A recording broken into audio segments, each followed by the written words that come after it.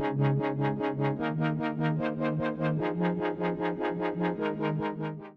a person, a physician, an endocrinologist, and obviously from living with diabetes, she has clearly what is best and what works and what doesn't work, not just because she is an endocrinologist, because she feels it every day. So she's leading the process, and then she leads the process of conducting researches there to show that analog insulins were better than human insulins, and change the policies. Now all Brazilians can receive for free from the public health system analog insulins, which in some time ago we wouldn't believe that would happen.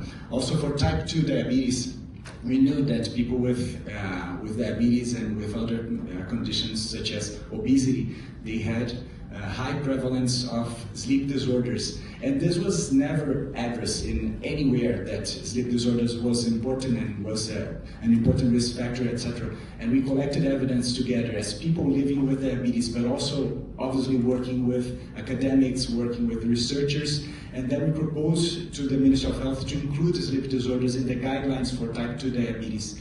And it was included as one of the main risk factors for type 2 diabetes and cardiovascular disease in the guidelines, and also with the instructions on how to address this in this population as a risk factor as important as in activity and in healthy food.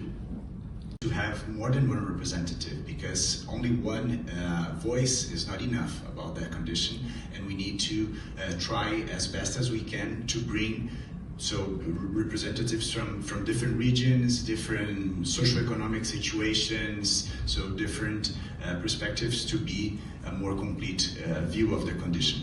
But I would also like to take this opportunity to challenge a little bit what we see in these events here in Geneva. So I would be curious, I'm not going to ask, I promise, but I would be curious to know the number of decision makers in this session and in the past session.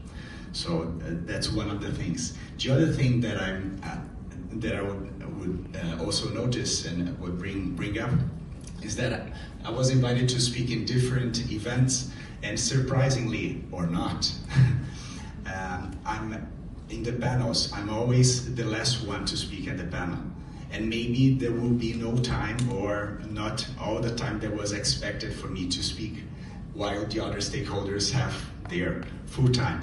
So I wonder if meaningful engagement is, we talk a lot about, so many people are not here in the room because they feel that they already do it perfectly, they check the box, but are we truly doing it? Or it's actually something that is not what we really mean when we talk about meaningful engagement?